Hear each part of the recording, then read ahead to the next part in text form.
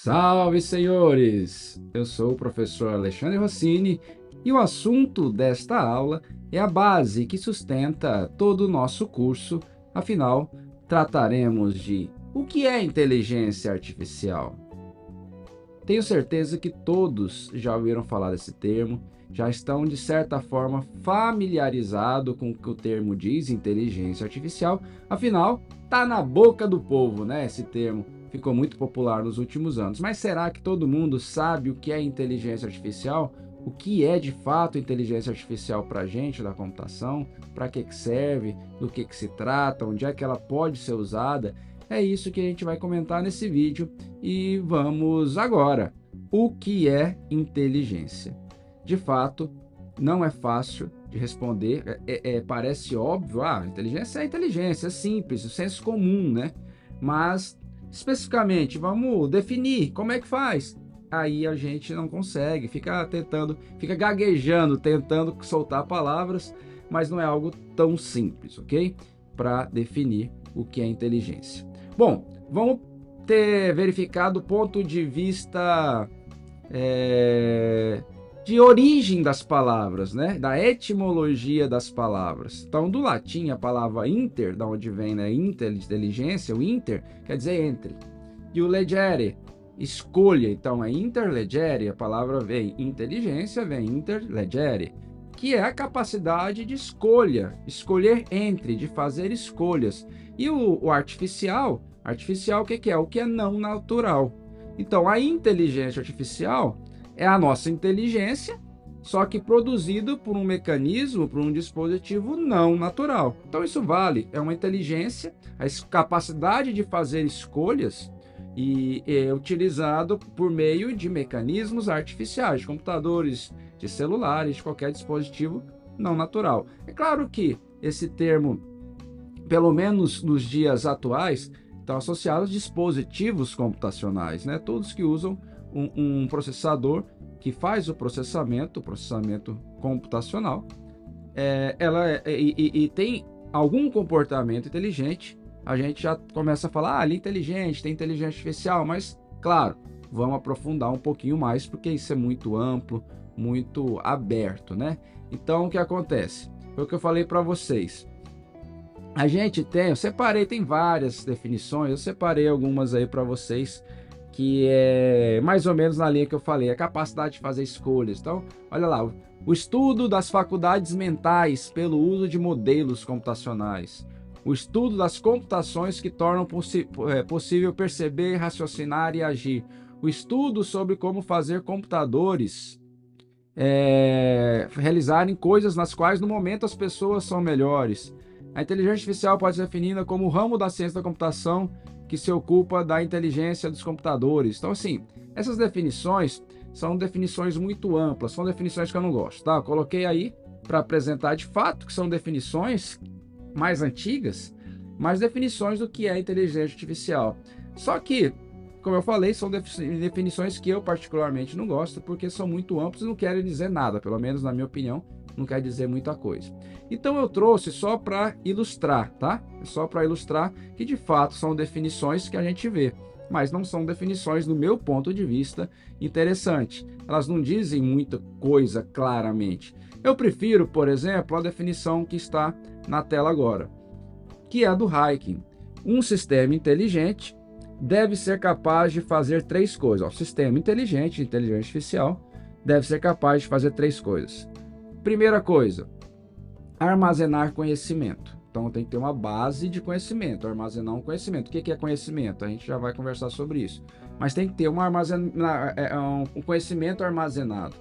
Um segundo momento, aplicar o conhecimento que já tem armazenado nas suas bases de conhecimento para resolver problema. Então pegar o conhecimento que já tem e resolver problemas. E o terceiro item aí, adquirir novo conhecimento através de experiência. Então, basicamente, esse item 3 é aprender, né? Então, ela aprende, ao aprender, ele armazena conhecimento e aplica o conhecimento. O que é aplicar o conhecimento? Generalizar o conhecimento.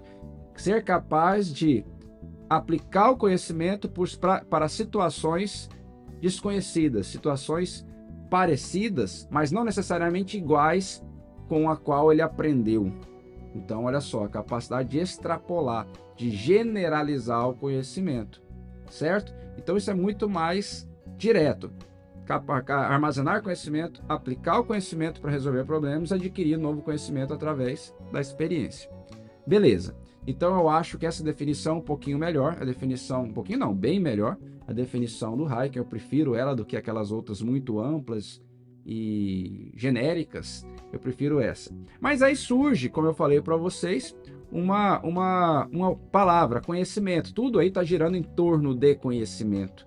Afinal, o que é o conhecimento? A gente cai de novo, precisamos definir, né? O que é conhecimento? Bom, mas aí eu acho que é um pouco mais simples a gente conversar o que é conhecimento comparado o que é inteligência. Então vamos lá. Olha só, nós temos aí no slide. Basicamente todo mundo que está assistindo esse vídeo, ou seja, que tem uma base de computação, eu creio que já sabe a diferença de dado e informação. Bom, vamos relembrar então, para ficar mais claro, e para quem não conhece, não tiver essa definição muito ampla não, muito bem definida, estabelecida, vamos falar sobre elas aqui. Então, o dado é aquela informação bruta, né? Então, por exemplo, o meu nome é Alexandre. Alexandre é um dado referente à minha pessoa, à minha idade, o meu endereço, a minha renda familiar minha e etc. O que é informação? A informação é quando eu começo a processar o dado. Eu pego o dado, trabalho para gerar algo novo. Então, por exemplo, eu posso pegar a minha renda familiar e alguns outros dados meus, por exemplo, renda familiar, profissão, idade, e a partir disso gerar informações a respeito da minha capacidade de endividamento, por exemplo. É uma informação. Então vamos pensar de um ponto de vista mais amplo, sem ser necessariamente computacional. Por exemplo, se eu tenho pedaços de madeira, pedaços de madeira podem ser associados, fazer uma analogia como dados. Quando eu pego esses pedaços de madeira e processo eles junto para fazer algo, eu vou fazer uma informação. Então, por exemplo, eu pego um pedaço de madeira e construo uma cadeira. A cadeira é uma informação, é algo útil. Mas o que é o conhecimento, então, que a gente tem no slide aí? O conhecimento é saber usar a informação. Então, olha só, peguei os pedaços de madeira, os dados, construí uma cadeira, a informação, mas para que serve a cadeira? Se eu não souber para que serve a cadeira, talvez não seja útil. Então, eu tenho que ter o conhecimento que a cadeira serve para sentar. Então, olha só, eu tenho dado, que são as madeiras brutas, eu tenho informação, que é uma vez eu trabalho, processo as madeiras, construo uma cadeira, mas se eu não tiver o conhecimento para que serve aquela cadeira, aquela informação não tem utilidade, entendeu? Então é por aí. O conhecimento é saber para que usar a informação, como usar a informação, tá? Então, do ponto de vista, por exemplo, eu tenho o dado lá, o meu nome, minha idade, minha renda, meu endereço, minha profissão. A informação me gera ali algumas informações quando eu processo esses dados que me classifica como, sei lá, uma classe social B, como de repente alta capacidade de endividamento, baixa dívida, e com isso eu posso aplicar um conhecimento para dizer, ele é bom pagador. Isso no ponto de vista de uma financeira. Eu vou emprestar dinheiro para ele. Então, olha só a diferença de dado, informação e conhecimento. Quando a gente fala lá no slide anterior, deixa eu voltar nele, que é a definição do Hayek, lá diz, capacidade de armazenar conhecimento, ou seja, saber para que servem as informações. Armazenar conhecimento, precisa estar em algum lugar armazenado esse conhecimento. Aplicar esse conhecimento, ou seja, aplicar na cadeira, ou seja, sentar nela. E só que note que não existe só um tipo de cadeira.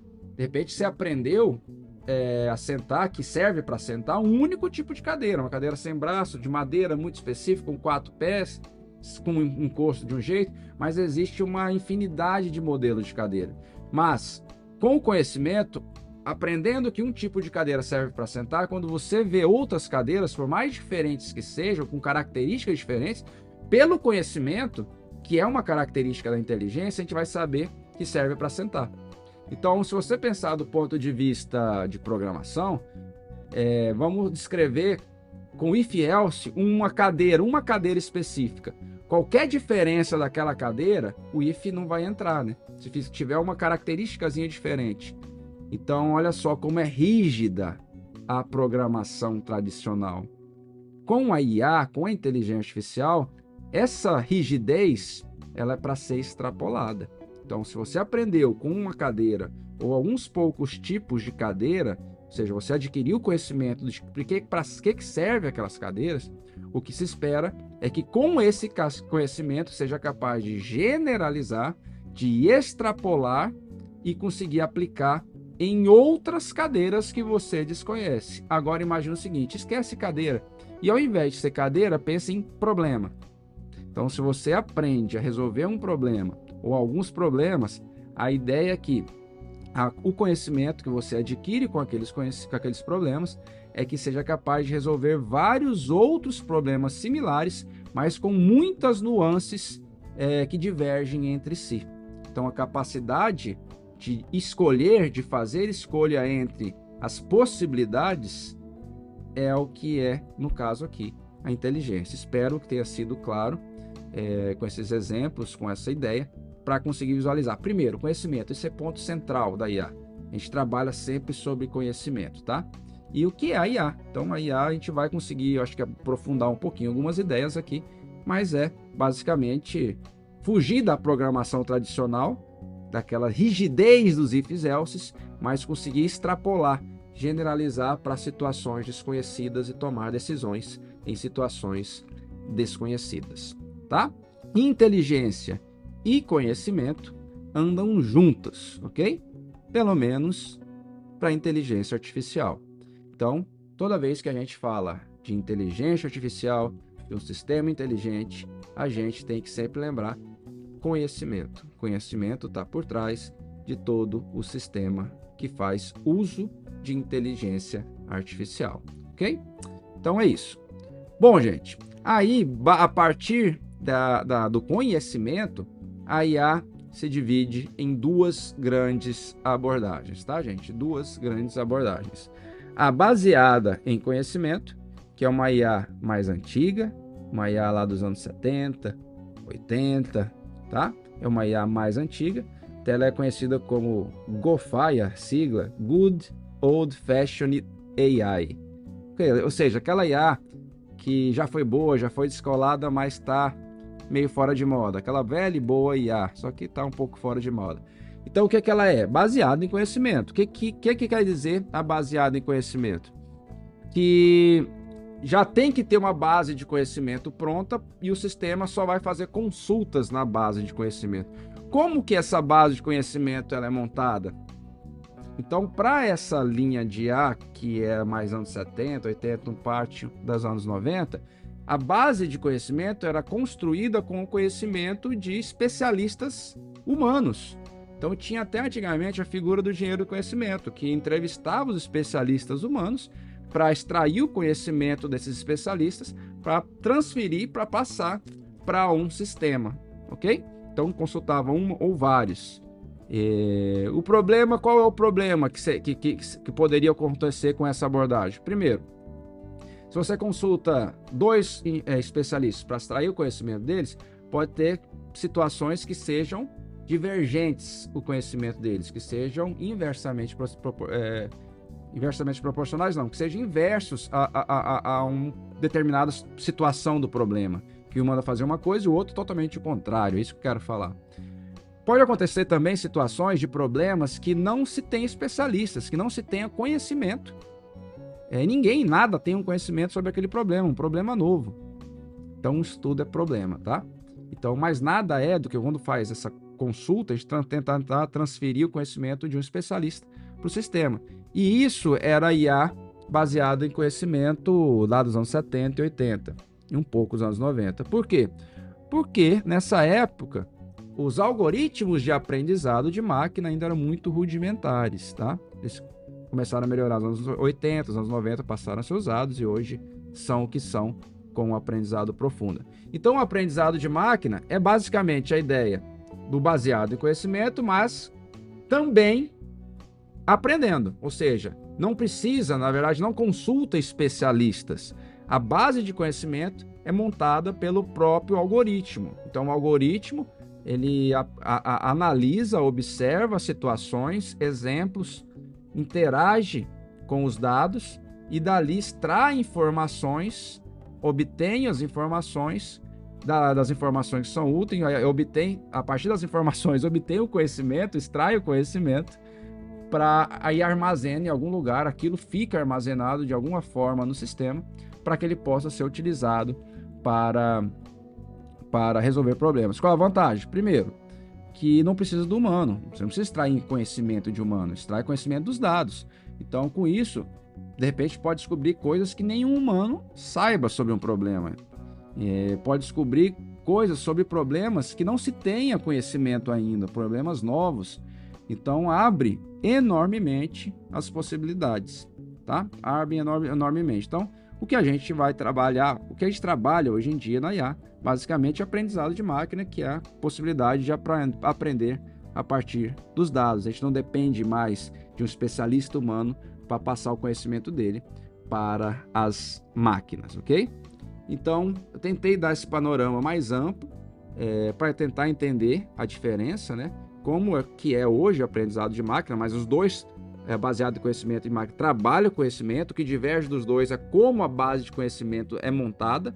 Então, na baseada em conhecimento, é basicamente consultando, entrevistando especialistas da área, né, do problema, né, que vai resolver o problema. E o aprendizado de máquina, não. O próprio sistema aprende, ela monta a base de conhecimento a partir de observações dos dados que existem, ou dos dados que são gerados a partir da interação do sistema com o ambiente, tentando resolver, por exemplo, por meio de tentativa e erro.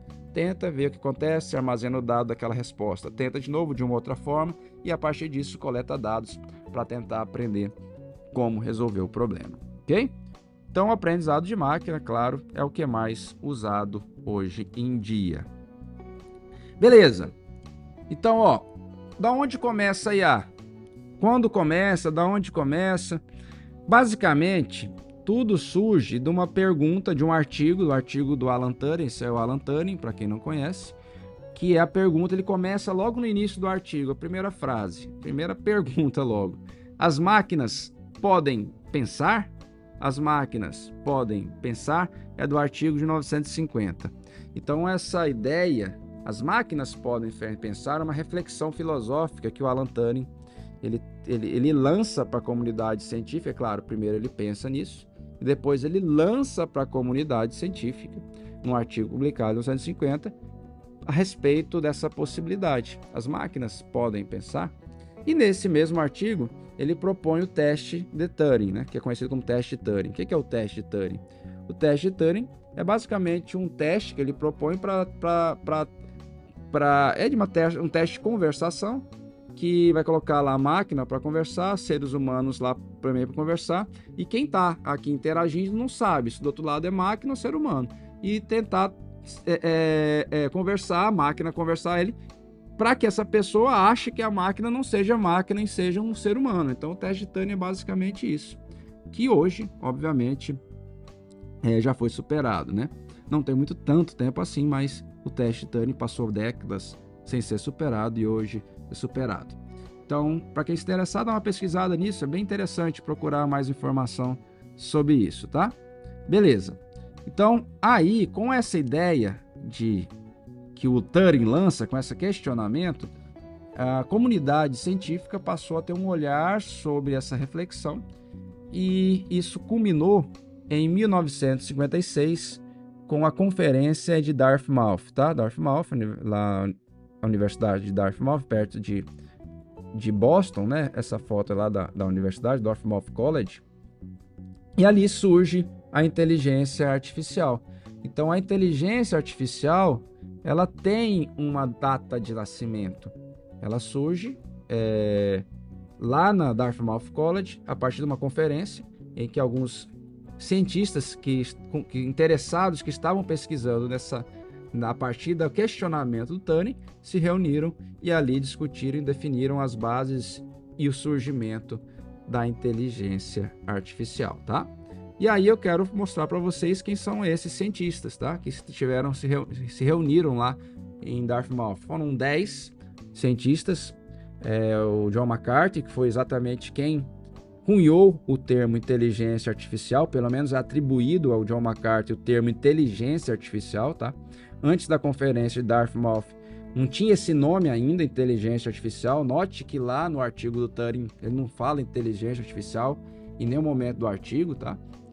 Eles, inclusive, nessa conferência discutiram, claro, como ia chamar essa área. Um dos termos que eles pensaram em chamar era o processamento complexo da informação, mas enfim, ficou como inteligência artificial. Então aí nessa conferência participou também o Minsky, o Shannon, Solomonov, Newell, Simon, Arthur Samuel. Arthur Samuel foi quem propôs o primeiro sistema, então é atribuído a ele o artigo de 59, o primeiro sistema, o primeiro sistema que faz uso de aprendizado de máquina. É um sistema extremamente simples, rudimentar, com técnicas muito diferentes do que são usadas hoje para aprender a usar damas. Então o primeiro sistema, o primeiro algoritmo de aprendizado de máquina é atribuído ao Arthur Samuel. Temos aí o Oliver Seifried, o Nathaniel Rochester e o Trenchard Moore, tá? Isso aí um pouquinho da história da IA. Um pouquinho mais da história da IA, gente. Tem uma timeline bem resumida aqui, ó, bem resumida mesmo. Bom, então lá na década de 50 teve a conferência de Dartmouth, e quando surgiu, né, o termo inteligência artificial, as primeiras ideias sendo amadurecidas, as primeiras pesquisas, incluindo o artigo do Arthur Samuel em 1959, mas tiveram outros, né? Na década de 60, um ponto que é importante especificar é o surgimento do primeiro chatbot, tá? O primeiro chatbot conhecido como Sistema ELIZA. O chatbot, essas ideias de chatbot é do início da IA de fato. Por quê? Porque é o teste Turing, né? A ideia de passar no teste Turing. Então, o Sistema ELIZA talvez seja o primeiro sistema mais famoso de IA, que se tornou mais conhecido. Foi o primeiro chatbot. Na década de 70, passou a ter maior importância os sistemas especialistas com a representação do conhecimento, que é o que eu falei agora há pouco para vocês, né? Que é a IA baseada em conhecimento. Os sistemas especialistas é isso, você consulta os especialistas e armazena o conhecimento deles, né? Representa o conhecimento dos especialistas em sistemas. Então foi dominada por sistemas especialistas, né? Que é a ideia da IA baseada em conhecimento. Nos anos 80, surgem novas técnicas de aprendizado de máquina, e com isso o aprendizado de máquina começa a ganhar força. É o início do tempo atual, né, do aprendizado de máquina, e o início do decaimento da IA baseada em conhecimento, chamada hoje de GoFi carinhosamente, né? E aí na década de 80 a abertura da IA ao mercado, principalmente para a indústria, tá? Então é quando começa a IA entrar no mercado, tá? Se antes, até a década de 70, era restrita ao meio acadêmico, na década de 80 começa a ser introduzida. O Japão passou a introduzir na indústria em geral, né? No processo industrial deles, uns algoritmos que eles gostavam de usar bastante lá no Japão era a lógica fuzzy, por exemplo, mas usavam entre outros. Então, na década de 80, das novas técnicas de IA de aprendizado, que surgiram, pode citar os de redes neurais, né? As redes neurais, nos anos 80, elas começaram a ganhar grandes proporções, porque ali surgiram algoritmos de aprendizado para a rede neural muito interessantes. Não é que as redes neurais são da década de 80. Redes neurais são anteriores à ideia. Aliás, as primeiras pesquisas que vieram resultar em rede neural são da década de 40, inclusive anterior ao questionamento do Turing lá, as máquinas podem pensar, que é o neurônio artificial. O primeiro neurônio artificial é anterior ao artigo seminal lá do Turing, tá? Mas as redes neurais mesmo começaram a ganhar grande relevância na década de 80, quando surgem uns novos meios de aprendizado, tá? Para que começaram a tornar elas mais poderosas, ok? E aí, nas décadas de 90, começou a surgir a IA distribuída, tá? Inteligência artificial distribuída, em vez de ficar somente em uma máquina, em um servidor, em um local, para ser distribuída e processada de maneira descentralizada, né? Surgiram-se aplicações de mineração de dados, as primeiras aplicações comerciais de mineração de dados. Então tem até uma muito usada como exemplo até hoje, lá da década de 90, o Walmart usou na década de 90, mais para o final da década de 90, mineração de dados, né? Lá nas suas bases de dados, e eles descobriram algumas coisas, mas uma relação muito curiosa, que essa é sempre citada nas aulas de mineração de dados, que é, eu não vou lembrar exatamente, mas basicamente na sexta-feira à tarde, homens de certa idade, de 20 e poucos a 30 e poucos anos, costumavam comprar fralda e cerveja. Quem comprava cerveja comprava fralda, e quem comprava fralda comprava cerveja. Isso com uma correlação bastante alta. Quem descobriu isso foram os algoritmos de inteligência artificial aplicados para mineração de dados, tá? Então, e com isso o Walmart aplicou esse conhecimento lá nas suas lojas. Na sexta-feira à tarde colocava as fraldas do lado da cerveja do lado da fralda, e aumentou né? E aumentou as vendas cerca de 30%, se eu não me engano, tá? E também na década de 90 tem um marco interessante, que foi a derrota do Garry Kasparov, um mestre xadrista, considerado até então o maior mestre xadrista da história, né? Ele chegou a ser derrotado pelo Deep Blue, um computador da IBM, tá? Deep Blue, então é um marco interessante. E agora no milênio, né, no século atual, a partir dos anos 2000, a IA passou a fazer parte da nossa vida cotidiana. Surgiu o aprendizado profundo, que possibilitou agora vários tipos de sistemas que estão revolucionando, né, como a IA generativa, entre outros tipos, né, de reconhecimento facial, enfim. E um marco que a gente tem importante aí é o AlphaGo. Para quem nunca ouviu falar, o Go é um jogo muito mais complexo do que o xadrez, e o AlphaGo é um sistema da empresa Alphabet. Sendo quem não sabe, o Alphabet é o Google, né? O AlphaGo, né, o sistema do Google para jogar Go, e derrotou o Keiji, um sul-coreano considerado o maior jogador de Go do mundo. E aí é interessante falar que o AlphaGo, que é um sistema para jogar o Go, ele tem técnicas de IA muito diferentes do Deep Blue, que derrotou o Kasparov lá no xadrez na década de 90, tá? Muito diferente, tá? Então, no caso do AlphaGo, os aprendizado profundo, só por meio de aprendizado mesmo, de máquina, enfim, é bem interessante. Tem um documentário chamado AlphaGo, inclusive. Ele era disponível no Netflix antigamente, eu acho que atualmente não é, mas vocês conseguem achar ele na internet, se não me engano, até no YouTube ele está disponível, tá? É bem interessante, um documentário para ver essa parte da história, ok? Beleza, vamos avançar agora. Espero que essa parte de história da IA tenha sido melhorada, desanuviada, né? Limpado o cenário para vocês enxergar o horizonte, beleza? Gente, aplicações de inteligência artificial. Então hoje a IA não se restringe ao que está aí, tá? A IA hoje é aplicado basicamente tudo que tem sistema computacional. Aqui é só para a gente ilustrar alguns exemplos, né? Automação indústria. Então, carro inteligente. Na indústria, se vocês soubessem, até em elevador tem sistema de IA hoje em dia, geladeira. Os carros em geral, claro, avião, trem. Então, em geral, na indústria, na automação, é usada algoritmos de IA.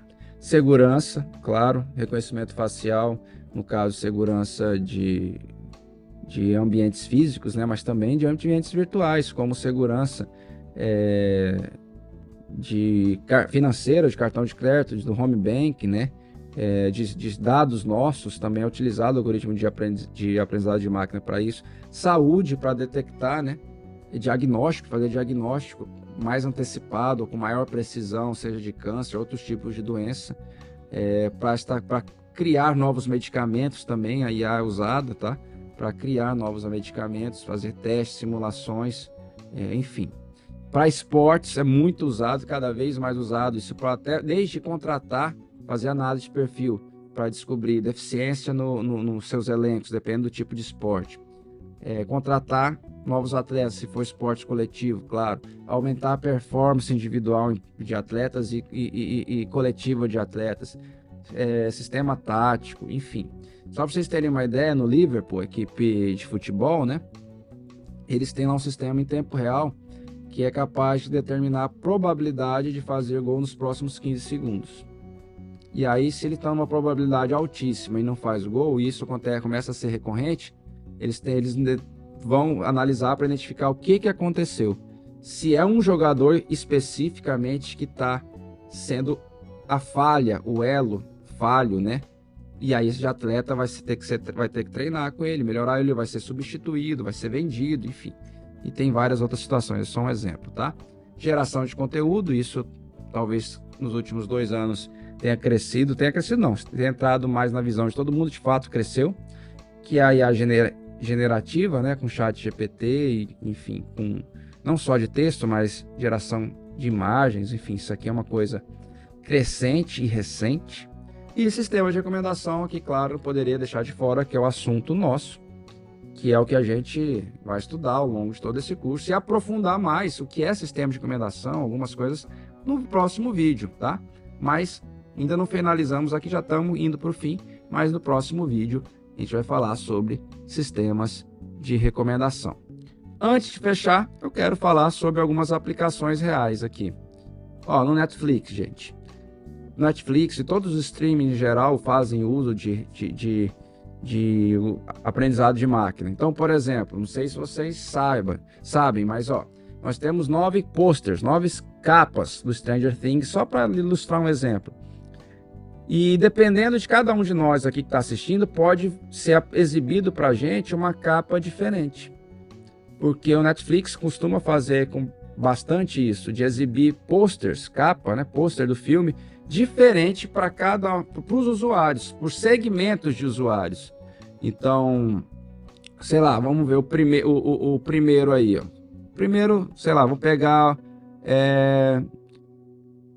o de baixo aqui vamos mudar aqui da esquerda para a direita. O primeiro, de repente, quem gosta de um suspense, isso aqui é o pôster que vai para o suspense. O segundo, o central lá de cima, seria para quem gosta de, sei lá, aventura. O terceiro aqui, um terror. E assim por diante. O embaixo, lá do meio embaixo, um filme romântico. O do meio do lado direito aqui, que tem os meninos vestidos de caça-fantasmas, de repente de alguém mais saudosista, mais oitentista, enfim. Então, olha só, exibe pôster diferentes de acordo com o segmento de clientes. E para fazer isso, é utilizado o aprendizado de máquina, tá? Aprendizado de máquina, e é feito isso com certa frequência, tá? Nos streams hoje em dia. Não são todos os filmes, mas alguns. Se vocês começarem a observar, talvez na própria casa de vocês, se tenha vários perfis com vários usuários, para um usuário exibido um pôster, para outro é outro. E um último exemplo que eu quero mostrar para vocês é de uma série, talvez seja conhecido por alguns, por outros não, chamada Love, Dead and Robots, tá? Então essa série, essa notícia de 2019 era interessante porque a Netflix muda a ordem de episódios em teste com a série Love, Death and Robots. Então era curioso porque é o seguinte, vamos supor que eu tenho um perfil específico de usuário, eu ia assistir essa série, o meu primeiro episódio tinha uma história X e uma outra pessoa que assistia essa mesma série tinha um perfil bem diferente de mim. Esse primeiro episódio era totalmente diferente do que era exibido para mim. Então a ordem das séries, o que tinha lá em cada episódio, ele era montado de acordo com o perfil de cada usuário para tornar a série mais atraente para cada usuário. Olha só que ponto. Isso foi um teste que a Netflix fez, vocês conseguem aprofundar mais informações pesquisando na internet, mas parece que é algo que vai acontecer com mais frequência no futuro e cada vez mais. Isso tudo usando algoritmos de aprendizado de máquina para aprender os nossos dados, né? Os nossos perfis de consumo a partir daquilo tudo que a gente consome, aquilo que a gente vai consumindo, usando, gerando de dados diariamente. Quanto mais dados a gente gera, mais a possibilidade dos sistemas analisarem os nossos dados para descobrir o que nós consumimos. Isso vale para várias outras coisas, né? Então foi uma aula interessante, pelo menos para mim eu acho bastante interessante esse assunto, que a gente aborda desde o básico, faz um panorama da história e, claro, terminamos aqui com alguns problemas, alguns exemplos, na verdade, reais, que usam aprendizado de máquina hoje em dia. E é isso. Valeu!